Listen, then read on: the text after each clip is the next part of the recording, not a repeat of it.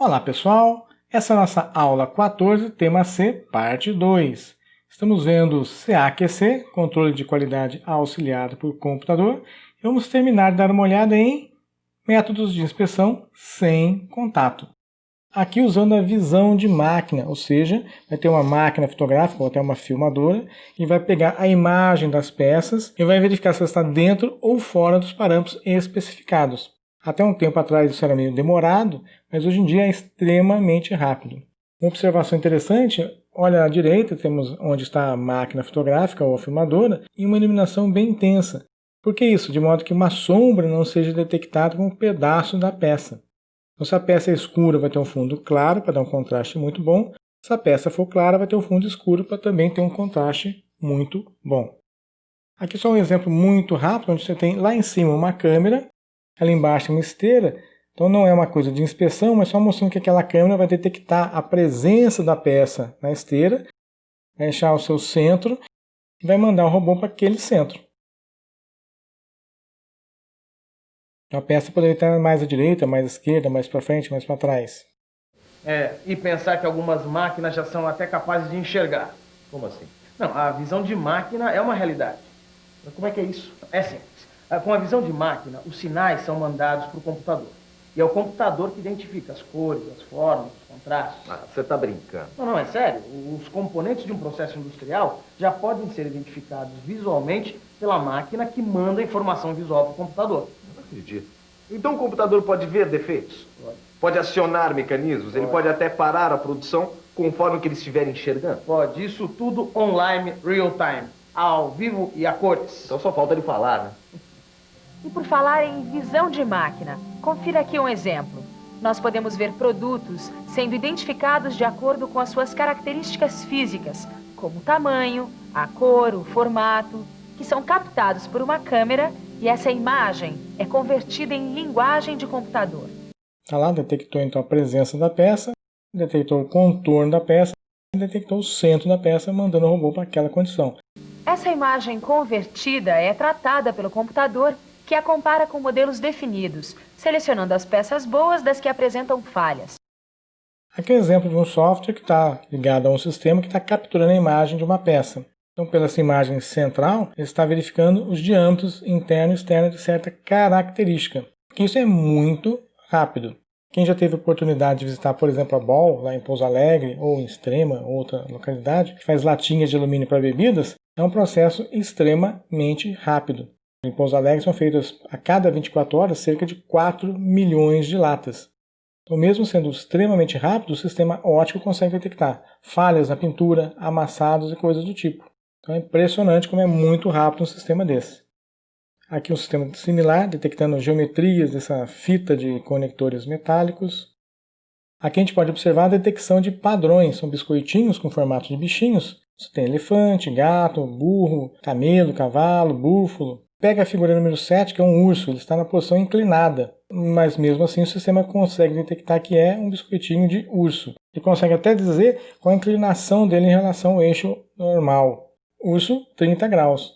Então os sistemas hoje em dia são muito precisos, conseguem observar vários detalhes, uma rapidez impressionante. Observe como o processo é muito rápido. Esse aqui tem a capacidade de detectar 12 mil frangos por hora. Estamos vendo aí a câmera e os frangos passando, e nesse intervalo rapidinho, detectando várias características. Então, se o frango estiver de acordo, ele continua no processo. Se tiver algum defeito, ele vai ser separado e vai cair naquela calha. Vamos ver, daqui a pouco vão cair 2. Primeiro.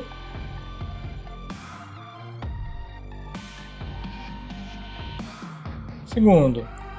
O que ele está detectando?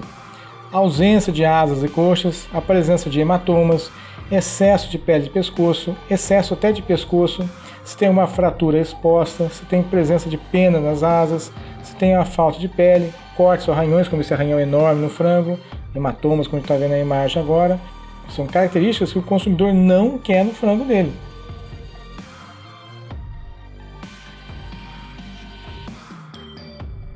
Aí é a tela do sistema. Aqui é interessante, os frangos vão passando e parou a imagem num certo frango. Então observe aí nesses textos que estão embaixo. Então, detectou a carcaça? Passou. Coxa esquerda, passou. Coxa direita, passou. Asa esquerda, passou. Asa direita, passou. Hematoma no corpo, opa, deu uma falha. Hematomas no pendura, não sei o que é isso, falha. Detectou as partes, passou. Lá embaixo, pele no pescoço, falhou. Hematomas, falhou. Então vai ser um frango que vai ser rejeitado. Observe que são vários itens que são detectados em uma questão de fração de segundo. Bem legal. O raio-x é usado para você detectar características dentro da peça. Não tem como você observar isso. Mas, por exemplo, a presença de porosidade, que pode pôr em risco o funcionamento da peça, rachaduras e coisas do tipo. Rodas de liga leve, por exemplo, costumam ser avaliadas em máquinas de raio-x. Varredura a laser é um processo bem interessante, por isso eu estou dando um destaque aqui, que é outra inspeção sem contato. Essa é a máquina de varredura a laser, um dos modelos, óbvio, né? Observe que no meio da máquina existe uma cavidade. Tem a parte da esquerda e a parte da direita. E no meio dessa cavidade passa um feixe de laser. Dei um destaque aqui. Como é que funciona esse equipamento? Vamos entender. Bom, tudo começa com um laser. Então ele vai gerar um feixe de laser. Esse raio laser vai passar por um divisor de feixes. Então a máquina vai pegar um feixe de laser e dividir ele em dois. Os dois feixes de laser vão passar num espelho defletor oscilante. Oscilante por quê? Ele fica vibrando, fica oscilando levemente para frente e para trás, nesse eixo que está desenhado aí. Então, um dos feixes divididos vai bater nessa placa de referência. Então, vamos entender essa parte por enquanto. Então, o laser sai do gerador de laser, é dividido em dois, e o da esquerda vai para a placa de referência. Então, quando o espelho mexe para cima e para baixo, o feixe corre essa plaquinha de cima para baixo e depois de baixo para cima. A gente vai entender isso melhor na animação que eu preparei no próximo slide. E o tempo desse movimento vai ser detectado por dois fotodetectores. Então, quando ele passar no A, começa a contar um tempo, o feixe vai descendo, descendo, descendo, descendo, até que ele passa pelo fotodetector B e para de contar o tempo. Então, ele mediu o tempo de descida do laser. Quando ele voltar a subir, ele vai primeiro passar pelo B e depois vai chegar no A. Então, ele mede de novo o tempo. Então, ele mede o tempo de A para B e depois de B para A, que é sempre muito parecido. Bom, vamos continuar montando o restante da nossa máquina aqui. Existe essa lente, que é uma lente colimadora. Do outro lado, já na outra parte da máquina, existe uma outra lente, que é a lente convergente. Lá no fundo vai ter um outro fotodetector. E na parte entre a lente colimadora e a lente convergente, ou seja, a parte de fora da máquina, a gente consegue colocar a nossa peça que a gente quer medir, por exemplo, o diâmetro. Então, o que acontece com outro feixe de laser? Então, ele passou pelo divisor e vai passar por essa lente colimadora, ou seja, durante o movimento do espelho, ele vai percorrer a lente de cima para baixo. Essa lente colimadora, o que ela faz? Ela faz com que o feixe fique paralelo entre as duas lentes. A lente convergente, como o próprio nome fala, converge a luz para o ponto de foco. Está lá. Então, durante o movimento de cima para baixo ou de baixo para cima, vai ter um certo momento que vai ficar com sombra, porque a peça está interrompendo o feixe de luz. Então, esse tempo de sombra que vai dar a medida da peça. Vamos entender melhor por esse outro esquema. O feixe de laser. Então, o que acontece? O feixe de laser passa pelo divisor, bate no espelho, e é arremessado para a primeira lente, sai a linha horizontal, bate na segunda lente que joga para o sensor. Enquanto o sensor estiver recebendo o sinal de laser, o meu gráfico aqui está com o sinal alto, ou seja, tem luz batendo no fotodetector. Só que o espelho fica mexendo. Como? Fazendo esse tipo de movimento. Fazendo esse pequeno movimento de ângulo, ele vai percorrendo a lente. Entre as lentes o feixe fica paralelo. Depois, na lente convergente, ela foca no sensor. Observe que a cada movimento de cima para baixo, de baixo para cima, nossa linha verde vai surgindo. Essa linha verde tem o tempo de varredura, seja de cima para baixo ou de baixo para cima, que é praticamente o mesmo. Só que isso acontece muito rápido. Acontece tão rápido que parece que é constante assim, que é um fluxo inteiriço. A gente não consegue observar então o laser subindo e descendo, é muito depressa. O que acontece? Quando eu coloco uma peça para ser medida, eu vou fazer uma sombra. Então observe o que aconteceu com o nosso gráfico. Durante a parte inicial do movimento, eu tenho o laser chegando no fotodetector, então está em nível alto. Quando tenho sombra, o nível cai para zero. E quando termina a sombra, o nível volta para alto. Então vamos fazer uma conta bem simples com números redondos para entender como é que consegue então, com esse aparelho, sem tocar na peça, fazer a medição do seu diâmetro. O que interessa nesse exemplo é o diâmetro externo da peça. Vamos supor que essa distância do laser é de 100 milímetros, ou seja, da parte de cima até a parte de baixo é 100, bem redondo para facilitar. E com relação ao tempo de varredura, não interessa para nós exatamente o tempo necessário para varrer de cima para baixo ou de baixo para cima. Interessa saber qual o percentual desse tempo que ficou no escuro. Vamos supor que essa sombra está representando 48,78% do tempo total.